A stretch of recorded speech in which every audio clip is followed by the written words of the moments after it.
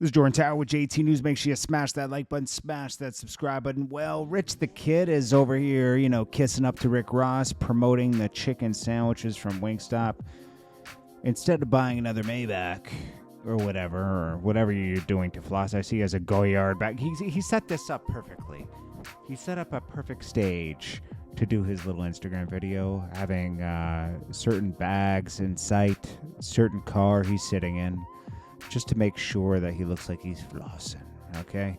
But maybe he should go and open a Wingstop instead of just focusing on Instagram looks to promote, to fake promote himself, pretending to promote Wingstop. Anyways, next up we got we'll get to the Jay-Z thing in a second. Young Thug. Turns out that the people that were going to testify against him in the YSL case are rethinking that.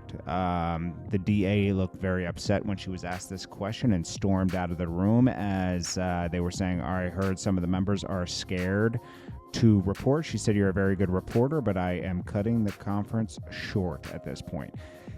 They were thinking they were going to nail YSL with cooperators, and they weren't able to as of yet.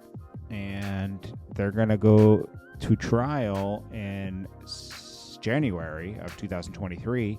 And if they have nobody cooperating, they can't really tie everything to Young Thug and Gunna. So this RICO might not be as solid as they thought it was. It's not a federal RICO. It's a state RICO.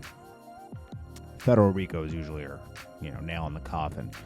So people are sick of this Jay-Z verse. DJ Khaled's over promoting an average Jay-Z verse. Jay-Z, every verse is great, but this verse isn't the best Jay-Z verse ever. But he's, and Jay-Z's playing into it because he's on Rock Nation. So he's like, what I wanted to do. This is what he talks about. The thing that makes me most proud of everything, every word I said in that thing is actual fact. Which is, that for me is it's a challenging thing to do. Like to rap that long and every single bar is just like actual fact. And as far as like hip hop, the idea of, rest in peace T-Lo. Like that's Tata's brother, Trance. And then like a lot of fallen soldiers. That's Biggie. That's Pop. Kicking snow off of Frozen Tim. That's people that go unnamed that you guys don't know about. It's so much in my life in there. And then it's like the way I connect overseas. Caddy. Caddy's story. I guess he could tell it on his own. Like just that how powerful the music is, the reach of the music, and where we come. And then on this next one, Jay-Z explains becoming so rich and being referred to as a capitalist, which he thinks is the new racial slur used to shame him for being so rich. Listen to this. It's a little weird. The word capitalist has obviously been around forever, but for some reason, maybe it bothers him being. I don't. Very weird perspective, but here we go here. Yeah, and we're not gonna stop. The hip hop is young. We still growing, and we're not falling for that technology, whatever this public puts out there now. That before it was the American dream. Pull yourself out of bootstraps, and you can make it in America. All these lies that America told us our whole life. And then when we start getting it, they try to lock us out of it. They start inventing words like, capitalist and, things like that. I mean, we've been called, I don't care. Those words y'all come up with, y'all got to come up with stronger words. When I say y'all, I'm not talking about you. The words they come up with, they got to come up with stronger words. We're not going to stop. We're not going to be tricked out of our position. Y'all locked us out. Y'all created a system that, doesn't include us. We said, fine. We went our alternate route. We created this music. We did our thing. We hustled. We fucking killed ourselves to get to this space. And, now it's like, eat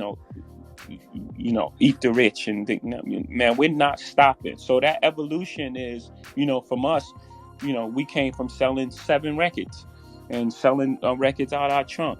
and no radio play. And I think Reasonable Doubt did 36,000 the first week, or something like that. I may be adding a little to it. So I come from Marcy Projects. In my first house, 615 Lexington Avenue, my grandmother's house, 7 families lived. Like, she has 7 kids. My mother and my parents and siblings lived in that house. My aunt Niecy lived in that house. Hootie lived in that house. Butchie lived in the basement. I mean, this is one house. I went back to that house. I did an interview with Oprah, and I couldn't believe how small this house was, that all of us lived in that house.